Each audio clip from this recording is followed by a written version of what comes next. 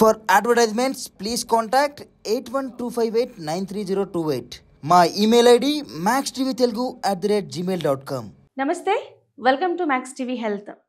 ఈ మధ్య కాలంలో ప్రధానంగా ప్రతి ఒక్కరూ ఎదుర్కొంటున్న సమస్య అధిక బరువు. అధిక బరువు ఉండడానికి గల కారణాలు ఏంటి, రాకుండా ఉండాలంటే ఎటువంటి కేర్ తీసుకోవాలి, మరి ఇలాంటి విషయాలను మనకు తెలియజేయడానికి స్టూడియోలో ఉన్నారు జనరల్ ఫిజిషియన్ అలాగే క్లినికల్ సైకాలజిస్ట్ డాక్టర్ ఏఎస్ రావు గారు. మరి వారిని అడిగి మరిన్ని విషయాలు తెలుసుకుందాం. హలో డాక్టర్ గారు. నమస్తే అండి, వెల్కమ్ టు స్టూడియో. సార్, మనం ఈ మధ్య కాలంలో చూస్తున్నాం 90% ఆఫ్ పీపుల్ ఎక్కువగా ఫేస్ చేస్తున్న ప్రాబ్లం అధిక బరువు. తెలియకుండానే, అంటే మనం తీసుకుంటున్న ఫుడ్ ప్రాబ్లమో తెలియదు, మారుతున్న కాలమో తెలియదు, కానీ చాలామంది అధిక బరువుతో బాధపడుతున్నారు. ప్రధానంగా ఈ అధికంగా బరువు ఉండడానికి గల కారణాలు ఏంటంటారు? ఈ మ్యాక్స్ టీవీ చూసిన ప్రేక్షకులందరికీ నమస్కారం అమ్మా. మీరు అడిగిన ప్రశ్నకు అధిక బరువు మ్యాక్సిమం ఇప్పుడు ఉన్నటువంటి వాళ్ళు 10లో 8 నుంచి 9 మంది అధిక బరువుతో ఉంటున్నారు. ఏదో ఒకరో ఇద్దరో నార్మల్ వెయిట్లో ఉంటున్నారు. దానికి కారణం ఏంటంటే మన యొక్క ముఖ్యంగా మన లైఫ్ స్టైల్. అంటే ఒకప్పుడు 7 తర్వాత 7-8 తర్వాత మొత్తం నిర్మానుషంగా మారేది బజార్ అంతా కూడా. ఈరోజు నైట్ 2 గంటలు అయినా కానీ రోడ్డు మీద జనాలు పొద్దునలాగే ఉంటుంది, సాయంత్రం అలాగే ఉంటుంది. అంటే మనం పడుకునే, దీనికి అర్థమైందంటే మనం పడుకునే టైం అనేది కూడా ఒక ఫిక్స్డ్ లేదు, లేచే టైం అనేది ఫిక్స్డ్ లేదు. ఏమైపోయిందంటే అనునిత్యం ఈ వర్క్ స్ట్రెస్ అనేది చాలా పెరిగిపోవడము, ఈ స్ట్రెస్ వల్ల ఎంత ఆహారం తింటున్నామో, ఎప్పుడు తింటున్నామో, ఎందుకు తింటున్నామో అనేది కూడా అర్థం కాకుండా ఒక లెక్కపత్రం లేకుండా ఒక అన్కౌంటబుల్గా ఫుడ్ అలవాట్లని మారిపోయింది. ఏం జరుగుతుందంటే పని మీద పొద్దున వెళ్ళిపోవడము, ఫ్రెండ్స్ ఒక మీటింగ్ ఉండడం, ఆ మీటింగ్లో ఏదైనా తినేసేయడం, మళ్ళీ మధ్యాహ్నం వెళ్తే మధ్యాహ్నం మళ్ళీ ఇంటికి రాకుండా అక్కడనే ఉండి ఏదో హోటల్లో తినేసేయడము. అదే కాకుండా అక్కడ అట్రాక్టివ్గా పెట్టినటువంటి బేకరీస్ కానీ ఇంకా ఫాస్ట్ ఫుడ్ సెంటర్స్ కానివ్వండి, అలా చూసుకుంటూ దానికి అట్రాక్ట్ అయ్యి అలాంటి ఫుడ్స్ రెగ్యులర్గా ఒక బ్యాలెన్స్డ్ ఫుడ్ తినకపోవడం వల్ల ఏమవుతుందంటే ఈ బాడీలో కొవ్వు శాతం ఇంబ్యాలెన్స్ అయిపోయి కొవ్వు శాతం పెరిగిపోయి అధిక బరువు బారిన పడుతున్నారు. ముఖ్యంగా ఏంటంటే మనం తినే అలవాట్లు, మనము పండుకునే స్లీపింగ్ అవర్స్ అనేది కూడా ఒక తగ్గించడము. అదే కాకుండా మనం మార్నింగ్ లేచి ముఖ్యంగా శారీరకమైనటువంటి వ్యాయామం ఏమి లేకపోవడం వల్ల ఫిజికల్ ఎక్సర్సైజ్ అసలు మొత్తం ఆల్మోస్ట్ నీళ్ళు అయిపోయింది అందరికీ. అలాగే ఒక మనిషిలో అంటే కొలెస్ట్రాల్ పర్సంటేజ్ అనేది ఎంత ఉండాలండి? ఇప్పుడు మనిషిలో కొలెస్ట్రాల్ పర్సంటేజ్ అనేది టోటల్ కొలెస్ట్రాల్ అనేది 200 లోపు ఉండాలి. ట్రైగ్లిసరైడ్ అనేది 120 లోపు ఉండాలి. ఇది పెరిగిపోవడం వల్ల ఏమవుతుందంటే ఈ కొవ్వులో కూడా 2 రకాలు ఉంటాయి, మంచి కొవ్వు, చెడు కొవ్వు, ఎల్డిఎల్ అండ్ హెచ్డిఎల్. అంటే ఈ మంచి కొవ్వు అనేది ఎల్డిఎల్ అనేది మనకు ఎక్కువ పెరిగితే ఈ చెడు కొవ్వు అనమాట. ఎల్డిఎల్ అనేది ఎక్కువ పెరగడం వల్ల ఏమవుతుందంటే హెచ్డిఎల్ తగ్గిపోతుంది. అంటే హెచ్డిఎల్ ఎక్కువ పెరిగితే మనం గుండెకు రక్త సరఫరా అయ్యే గుండె నాళాలలో ఈ కొవ్వు పదార్థం పేరుకోపోకుండా హెచ్డిఎల్ దాన్ని తొలగిస్తుంది, పేరుకోపోయిన కొవ్వు. అదే కాకుండా ఈ ఎల్డిఎల్ అనేది లో డెన్సిటీ లిపిడ్స్ అనమాట. లో డెన్సిటీ లిపిడ్స్ ఏమవుతుందంటే మన మజిల్స్లలో, మన శరీరంలో బ్లడ్ సెల్స్లలో ఇన్వాల్వ్ అయిపోయి ఈ రక్తనాళాలలో అధిక కొవ్వు పేరుకపోయే అవకాశం ఉంటుంది. ఆ కొవ్వు పేరుకపోవడం వల్ల అది క్రమంగా ఆ కొవ్వు పేరుకపోయిన కొవ్వు పెరిగి రక్తం సరఫరా అయ్యాలి సడన్లీ ఒకసారి బంద్ అయిపోవడం జరుగుతుంది, రక్త సరఫరా ఆగిపోవడం జరుగుతుంది. దాన్నే హార్ట్ అటాక్ అంటారు అనమాట, కార్డియాక్ స్ట్రోక్ అంటారు. సార్, మీరు అన్నట్టుగా 2 టైప్స్ ఉంటాయని చెప్పారు, బ్యాడ్ అండ్ గుడ్.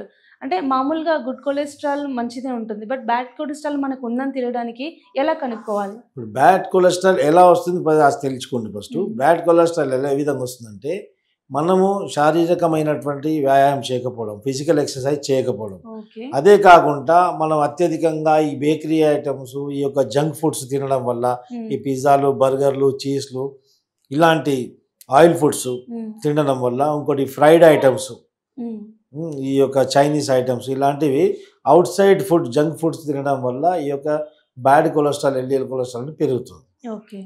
ఇంకోటి ఏంటంటే ఈ యొక్క హెచ్డిఎల్ కొలెస్ట్రాల్ అనేది గుడ్ కొలెస్ట్రాల్. ఈ గుడ్ కొలెస్ట్రాల్ అనేది మనకు గ్రౌండ్నట్స్, పల్లీలు, గ్రౌండ్నట్ ఆయిల్ తోటి, ఇంకోటి ఫ్లాక్ సీడ్స్లోని అమినో 3 ఫ్యాటీ యాసిడ్స్ అంటే ఫిష్ ఆయిల్, అలాంటివి తీసుకోవడం వల్ల ఈ గుడ్ కొలెస్ట్రాల్ పెరిగే అవకాశం ఉంటుంది. ఓకే. ఇది ఏ విధంగా ఇది ఎంత ప్రమాణంలో ఉన్నాయి, ఎంత ఉన్నాయి, నార్మల్ ఉందా, అబ్నార్మల్ ఉందా చూసుకోవడానికి లిపిడ్ ప్రొఫైల్ అనే ఒక పరీక్ష ఉంటుంది, రక్తం పరీక్ష. 20 సంవత్సరాలు దాటిన వాళ్ళు ఖచ్చితంగా ప్రతి 6 నెలలకు ఒకసారి, ఉబ్బసం ఉంటే 3 నెలలకు ఒకసారి చేసుకోవడం కంపల్సరీ. ఒకవేళ మామూలుగా ఉంటే మాత్రం 6 నెలలకు ఒకసారి ఖచ్చితంగా లిపిడ్ ప్రొఫైల్ చేసుకున్నట్టయితే అందులో మన కొవ్వు శాతం ఎంత ఉందని తెలుస్తుంది. కొంతమందిలో అపోహ ఉంటుంది, నేను లావుగా లేను, చాలా సన్నగా ఉన్నా, నాకు కొవ్వు లేదు, నాకెందుకు హార్ట్ అటాక్ వస్తుందని భావిస్తారు. ఈ మధ్య మనము సన్నగా ఉన్న వాళ్ళే హార్ట్ అటాక్ బారిన పడి చనిపోవడం చాలా చూస్తున్నాం. చిన్న ఏజ్ లో దట్టు 20 to 25, 30 years లోపలనే చనిపోతుంది. అలాగే సార్ అధిక బరువు ఉండడం వల్ల అంటే ఫ్యూచర్ ఫర్దర్ గా ఏం ట్రీట్మెంట్ తీసుకోకపోయినా, అలాగే అధిక బరువును నెగ్లెక్ట్ చేసినా కూడా ఎటువంటి ప్రాబ్లమ్స్ వచ్చే అవకాశం ఉందంటారు సార్? ఇప్పుడు అధిక బరువు నెగ్లెక్ట్ చేస్తే ఒకటి ఏంటంటే మనకు శరీరంలో ఉన్నటువంటి రక్తంలో బ్యాడ్ కొలెస్ట్రాల్ పెరిగిపోవడం, గుండెకు సరఫరా అయ్యే రక్తనాళాలలో కొవ్వు పేరుకపోవడం, ఒకటి హార్ట్ అటాక్ బారిన పడే అవకాశం ఒకటి ఉంటుంది. అదే తర్వాత బీపీ, షుగర్ లాంటి ఈ జబ్బులు వచ్చే అవకాశాలు కూడా ఉంటాయి. మళ్ళీ ఈ అధిక బరువు వల్ల మోకాళ్ళు అరుగుదల అనేది కూడా ఈ మధ్య మనం చాలా చూస్తున్నాం. నీ రీప్లేస్మెంట్స్ అని చేస్తున్నాం, మోకాలు చిప్పలు మార్చేస్తున్నాం. దానికి కారణం ఎందుకు? ఒక 20 సంవత్సరాల ముందు మోకాలు చిప్పలు మార్చుతారనే విషయం కూడా సమాజంలో ఎవరు విని ఉండరు. ఈరోజు తరచూ ప్రతి 20లో ఒకరికి నీ రీప్లేస్మెంట్ జరుగుతుంది. దానికి కారణం ఏంటంటే ఒబేసిటీ కూడా one of the main reason obesity. ఈ ఒబేసిటీ, అన్ప్లాన్డ్ లైఫ్ స్టైల్, ఇంకోటి ల్యాక్ ఆఫ్ ఫిజికల్ ఎక్సర్సైజ్, శారీరక వ్యాయామం అసలు లేకపోవడం వల్ల, ఫిజికల్ ఎక్సర్సైజ్ లేకపోవడం వల్ల ఈ జాయింట్స్లలో ఉన్నటువంటి గుజ్జు లాంటిది అరిగిపోవడము, లిగమెంట్ టేర్ కావడము, అలాంటివి జరగడం వల్ల నీ రీప్లేస్మెంట్ సర్జరీస్, నీ రీప్లేస్మెంట్స్ ఎక్కువ అవుతున్నాయి. అవును, చాలా బాగా ఎక్స్ప్లెయిన్ చేశారు. అలాగే సార్ మనకి అధిక బరువు మీరు చెప్పారు ఓన్లీ ఫుడ్ వల్లే మనం జీవిస్తున్న లైఫ్ స్టైల్ వల్లే అధికంగా ఈ మధ్యకాలంలో బరువు పెరుగుతున్నారని చెప్పేసి, అంటే ముందుగా రాకుండా ఉండాలంటే ఎటువంటి కేర్ తీసుకోవాలి సార్? అధిక బరువు రాకుండా ఉంటే మన లైఫ్ స్టైల్ అనేది చేంజ్ చేయాలి. అంటే ఈ జంక్ ఫుడ్ జోలికి వెళ్ళకూడదు.